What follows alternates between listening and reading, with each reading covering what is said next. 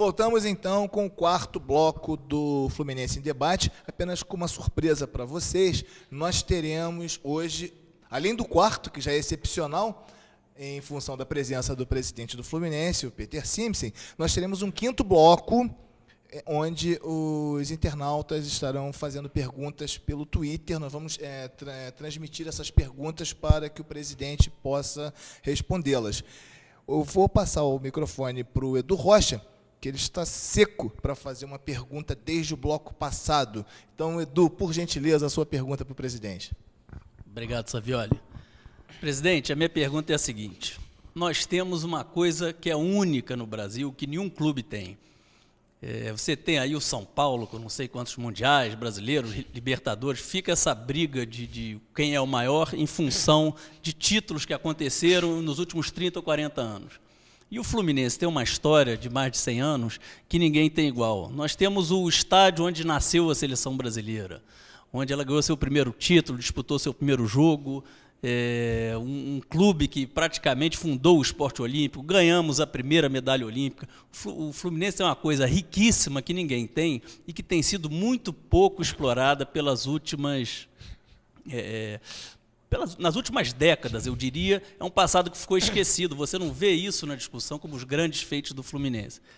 E aproveitando essa apresentação do que a gente tem em mãos e sabendo que a intenção da gestão é mudar o futebol para um centro de treinamento.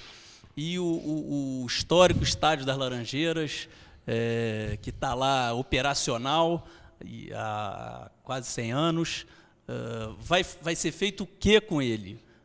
Ali onde nasceu a seleção brasileira. Será que não cabe? E aí já vou enxertar aqui uma ideia que é minha, só minha, que é virar o Museu da Seleção Brasileira, já que é a cara da seleção ali que ela nasceu e cresceu. Para virar Museu da Seleção Brasileira, nós teríamos que ter um apoio da CBF, de outras entidades, e hoje a CBF tem um planejamento de construir o Museu da Seleção Brasileira no seu centro de treinamento na Barra da Tijuca. Então haveria, vamos dizer assim, uma concorrência que não seria saudável na disputa, primeiro por, vamos dizer assim, disputa por preciosidades que possam estar no museu, bem como pelo público que teria interesse em frequentar. Eu discuti isso até com o prefeito, etc., e a conclusão é que, no momento, você construir um museu mais global do esporte brasileiro, do futebol brasileiro, teria, assim, um resultado financeiro e de mudança, um impacto que não seria justificável hoje.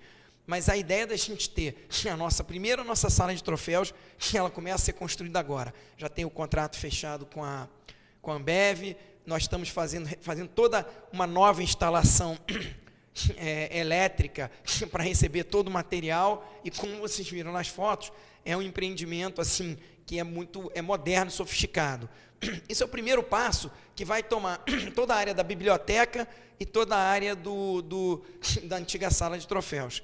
E a ideia é, futuramente, futebol profissional saindo das Laranjeiras, expandir isso para onde hoje é a área de administração do futebol profissional, já que a gente possa ter, além da sala de museu, a sala de troféus, um verdadeiro museu do Fluminense, com toda essa rica história, entremeados com, vamos dizer assim, com um restaurante mais temático, envolvendo também a história do clube, algo que tenha mais apelo e motivação para que as pessoas conheçam a história, valorizem a história, comemorem os momentos marcantes do passado. E isso seja uma válvula, uma mola propulsora para que tricolores se apaixonem, novos tricolores se apaixonem pelo clube, pelo que ele tem no passado, mas pelo que ele está construindo para o futuro. Quanto ao campo, o que nós vamos fazer com o campo, eu acho que o momento de discussão ele tem que ocorrer quando o futebol profissional tiver um centro de treinamento moderno, porque ali a gente tem que encontrar uma solução que seja positiva para todos. O sonho, e aí vamos para o sonho, né? O sonho era se a gente pudesse construir novamente o estádio do Fluminense lá, um estádio para 25 mil pessoas, que tivesse transformasse a urbanização do entorno, construísse o estacionamento, revigorasse uma reconstrução do clube. Hoje o ginásio do clube não comporta a atividade real de vôlei, basquete, futebol de salão. Por quê? Porque naquilo, na verdade, foi construído como um teatro. Quem vai atrás, onde é a ginástica olímpica, ainda encontra todo o equipamento da época que era teatro, é um backstage do teatro todo, ainda está lá. Quer dizer, é uma situação sui generis. Você criou um ginásio, na verdade, onde era um teatro. Então, obviamente, que inclusive as dimensões do ginásio não comportam jogos oficiais hoje, de adulto.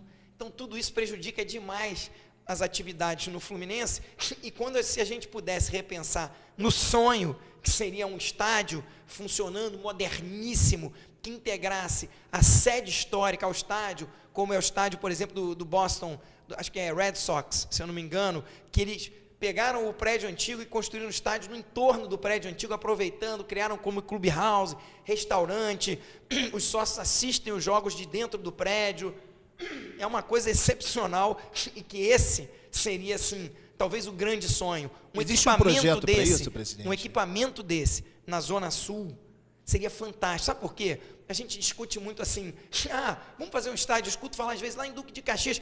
Adoro o Duque de Caxias, Xerém está lá, Fluminense é parceiro do Duque de Caxias, mas para rentabilizar, futebol hoje, infelizmente, é paixão, mas também é negócio e é dinheiro. Você tem que procurar ser eficiente, rentabilizar todas as fontes de receita.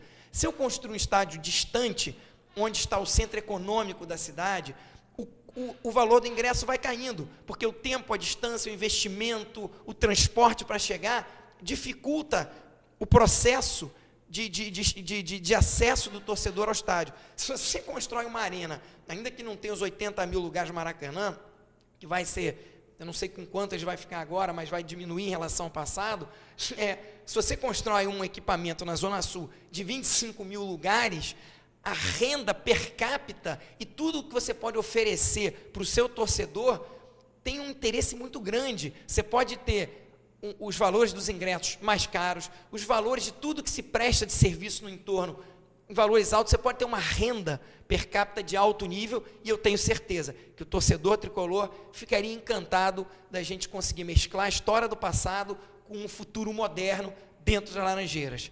Não temos um projeto ainda, não temos, isso eu estou te falando de um sonho, não é, eu sei, CT não é mais só um sonho, algumas outras coisas não são mais só um sonho, mas este ainda é um sonho, este ainda não é a prioridade, porque nós temos tanta demanda para fazer hoje, que é algo que a gente só pode discutir quando nós tivermos o nosso centro de treinamento profissional e nós tivermos a disponibilidade do estádio das Laranjeiras. Bom, amigos e amigas tricolores, vocês acabaram de ouvir aqui do presidente do Fluminense Futebol Clube que o CT não é mais um sonho. Eu ia até fazer essa pergunta, exatamente essa pergunta para o senhor, até colocando um pouquinho de molho de pimenta no tempero, né? Perguntar se o CT é uma válvula de escape para as crises ou já se tornou uma realidade de fato? Não tem nada de válvula de escape, já que a gente vem conversando sobre isso há tempos. A gente vem construindo uma operação, já que o Fluminense não tem caixa para fazer frente ao CT, mas a operação está andando, eu venho repetindo, ela está andando bastante bem, ela continua caminhando, ela continua avançando, o relacionamento com alguns dos, vamos dizer assim, das opções no mercado, elas continuam avançando muito, e a operação financeira, ela hoje depende somente de questões burocráticas, ela já está absolutamente montada a operação financeira. E resolvidos os problemas burocráticos, a gente efetiva e pode anunciar que o Fluminense passa a ter uma área onde será construído ou reformado o centro de treinamento. Bom, eu não vou perguntar para o senhor quais são os parceiros econômicos nessa transação, porque obviamente isso é segredo, o senhor não vai nos revelar aqui. Mas uma pergunta que eu acho que todo torcedor, todo sócio gostaria de saber é: como se dará o retorno desse investimento para os investidores? Quais são os ativos do Fluminense que poderiam eventualmente ser envolvidos nessa transação? Alguns da contrapartida é a cessão do equipamento nos grandes eventos.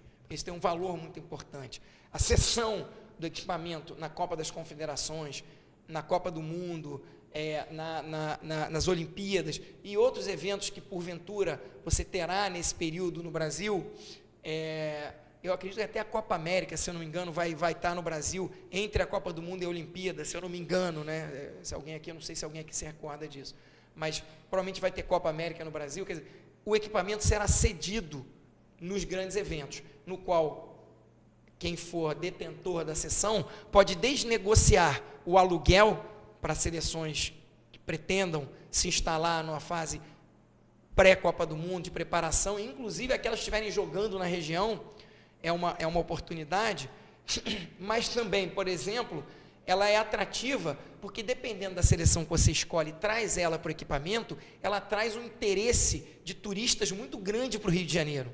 Então você ocupa mais a cadeia de hotéis do Rio de Janeiro, você vende mais no shopping, os restaurantes vão vender mais, quer dizer, o fluxo de turistas, as companhias aéreas vendem mais, quer dizer, o aeroporto é mais usado.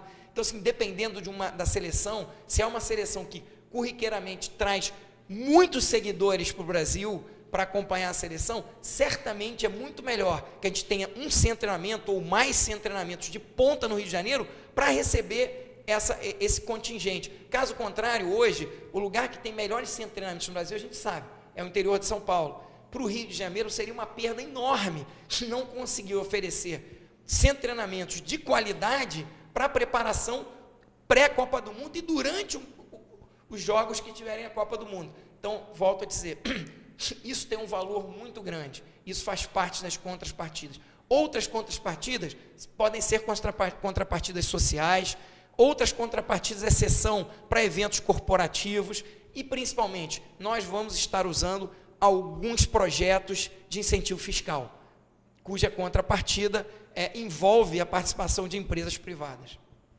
Edu, você gostaria de fazer mais alguma pergunta? Eu vou fazer uma pergunta, fugir um pouquinho da pauta aqui. Eu queria falar do futebol estadual. A gente, vendo os presidentes que nós tínhamos, dos 4 grandes, há uns 5 a 8 anos atrás, e os 4 que nós temos hoje, eu estou vendo aí que nós tivemos um ganho muito grande em cabeça moderna, em capacidade de diálogo. Você não podia imaginar os 4 presidentes juntos de 5 ou 10 anos atrás, e hoje a gente tem plena condição de fazer isso. Aproveitando esse momento, Peter, eu sei que você tem várias outras prioridades muito maiores. Agora, o campeonato estadual está cada vez mais perdendo o interesse. Um campeonato com 16 clubes, sendo que 4 fazem um campeonato e os outros 12 pegam carona. É possível os 4 clubes grandes se unirem para fazer pressão e fazer um campeonato rentável, aproveitando isso? Eu acho que não precisa ser dessa forma o processo para se chegar lá. Eu acho que o processo é de união, conversa, inclusive com a federação. Eu acho que a federação ela tem sido, ao longo desse ano, parceira. Eu não tenho nada para reclamar. A gente teve uma dificuldade para a Copa BH e o presidente da federação foi extremamente atencioso. Nós explicamos que a gente precisava de rodagem para o nosso time, inclusive, principalmente que o Fluminense mudou muito o seu time sub-20 ao longo dos meses, a gente precisava dessa rodagem. E ele foi extremamente atencioso e viabilizou a nossa participação na Copa BH, com resultado que, se não foi 100%, foi 95%.